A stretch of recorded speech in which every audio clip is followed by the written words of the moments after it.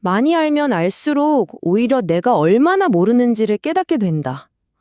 좀 이상하게 들리시죠? 네, 오늘은 바로 이 아주 흥미로운 철학적 역설, 유식한 무지에 대해서 한번 깊이 파고들어 볼까 합니다.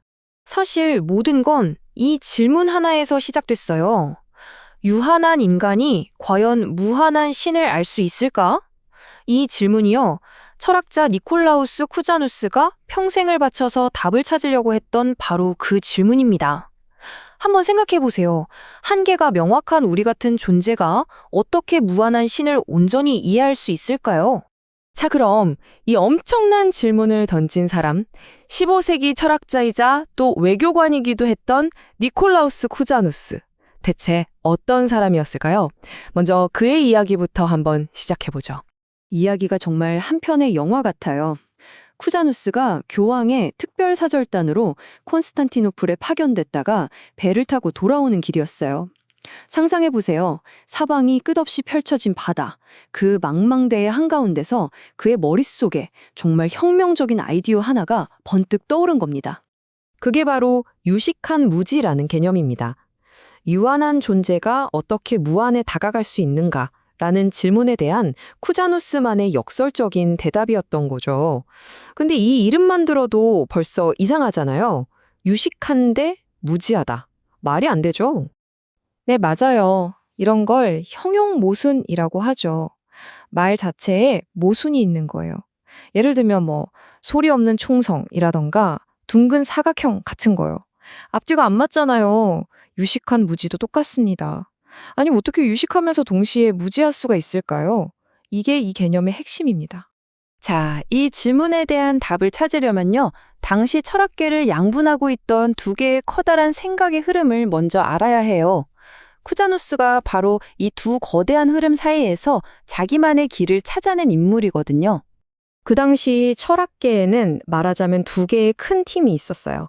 한쪽은 플라톤의 전통을 잇는 팀, 이쪽은 눈에 보이지 않는 완벽한 이데아의 세계가 있고 우리가 사는 현실은 그 그림자라고 봤죠. 쿠자누스가 바로 이 팀에 속해 있었는데 이들은 신앙을 통해서만 무한한 신에게 다가갈 수 있다고 생각했어요. 그리고 그 반대편에는 아리스토텔레스의 전통을 계승한 토마스 아퀴나스 같은 철학자들이 있었죠. 이쪽은 우리의 이성과 오감을 통해서도 충분히 신을 이해할 수 있다라고 믿었습니다. 이 두 팀의 가장 근본적인 차이는 바로 여기서 나와요. 그래서 우리는 도대체 어떻게 무언가를 알게 되는가? 지식이라는 게 그냥 우리 머릿속으로 쏙 들어오는 걸까요? 아니면 우리가 적극적으로 찾아 나서야 얻어지는 걸까요? 바로 이 지점에서 아퀴나스와 쿠자누스의 생각이 완전히 갈립니다. 이게 정말 재밌어요. 아퀴나스는요, 지식이란 건 저 바깥에 있는 대상이 우리 마음에 도장처럼 쾅 찍히는 거라고 봤어요. 일종의 수동적인 과정이죠. 그런데 쿠자누스는 정반대로 생각했습니다. 우리가 세상을 향해 나아가서 우리가 아는 만큼, 노력하는 만큼 세상을 파악하게 된다는 거예요. 즉, 삶의 주도권이 대상에서 우리 자신, 나라는 주체로 넘어온 거죠. 와, 이거 철학사에서는 코페르니쿠스가 우주의 중심을 지구에서 태양으로 옮긴 것만큼이나 엄청난 생각의 전환으로 평가받습니다. 자, 그럼 이 생각, 즉 인식이란 우리의 능동적인 행위라는 쿠자노스의 논리를 한번 쭉 따라가 볼까요? 이걸 따라가다 보면 아주 놀라운 결론에 이르게 됩니다. 바로 인간 지식의 한계에 대한 이야기죠. 쿠자노스의 주장은 생각보다 간단하고 명료해요. 자, 보세요. 첫째, 진리라는 건 우리 머릿속 생각과 실제 사물이 100% 일치하는 상태를 말하겠죠. 둘째, 근데 우리 머릿속에 있는 건 그 사물의 이미지나 개념이지 사물 그 자체는 아니잖아요. 그쵸? 셋째, 심지어 그 실제 사물조차도 가만히 있는 게 아니라 계속 변합니다. 자, 그럼 결론은 뭘까요? 맞아요. 우리의 생각과 실제 사물이 완벽하게 딱 들어맞는 건 애초에 불가능하다는 겁니다. 바로 이게 핵심이에요. 우리는 진리를 완전히 내 손에 쥘 수는 없다는 거죠. 하지만 포기하라는 뜻은 아니에요. 마치 수학에서 나오는 점근선처럼 영원히 닿지는 못하지만 계속해서 무한히 가까워질 수는 있다는 겁니다. 그리고 바로 이 지점에서 쿠자누스의 저 유명한 말을 왜 나왔는지 이해가 됩니다. 참된 알미란 자신의 무지를 깨닫는 것이다. 진짜로 무언가를 안다는 건 내가 이걸 아는구나에서 끝나는 게 아니라 내가 이것밖에 모르는구나를 깨닫는 과정이라는 거죠. 이제 유식한 무지라는 말의 의미가 확 와닿지 않으세요? 흔히들 이렇게 비유하죠. 내 지식을 하나의 원이라고 생각해 보세요.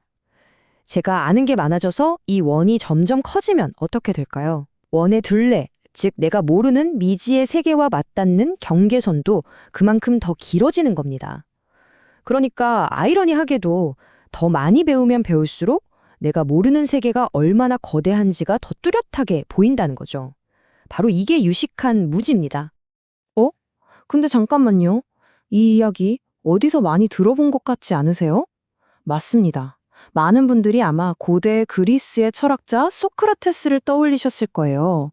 그럼 소크라테스가 말한 거랑 쿠자누스가 말한 거랑 뭐가 다른 걸까요? 소크라테스도 이런 말을 했잖아요. 너무나 유명한 말이죠. 나는 내가 아무것도 모른다는 것을 안다. 내가 무지하다는 걸 아는 것. 이게 바로 진짜 지혜의 출발점이라는 뜻이죠. 겉으로 보기엔 정말 비슷해 보이지만 사실 결정적인 차이가 있어요. 소크라테스가 말한 무지는 나라는 한 개인의 겸손 그리고 깨달음에 대한 이야기예요. 나는 내가 무지하다는 걸 깨달아야 한다는 거죠. 하지만 쿠자누스는 여기서 한 걸음 더 나아갑니다. 이건 나 한 사람의 문제가 아니라 인간이라는 종족 전체가 가진 구조적인 한계라는 거예요. 즉, 우리 인간은 애초에 절대적인 진리를 알 수 없게끔 만들어졌다는 훨씬 더 보편적인 선언인 셈이죠. 자, 그럼 이제 이 모든 이야기를 우리가 맨 처음에 던졌던 질문으로 다시 가져와 볼게요. 이 유식한 무지라는 관점으로 봤을 때 과연 우리는 신을 알 수 있는 걸까요? 쿠자누스의 대답은 아주 명확합니다. 불가능하다. 유한한 우리가 무한한 신을 완벽하게 100% 이해하는 건 불가능하다는 겁니다. 생각해 보세요. 30cm짜리 자를 가지고 저 끝없는 우주의 길이를 재려는 것과 마찬가지 아니겠어요? 그렇다면 그냥 포기해야 할까요?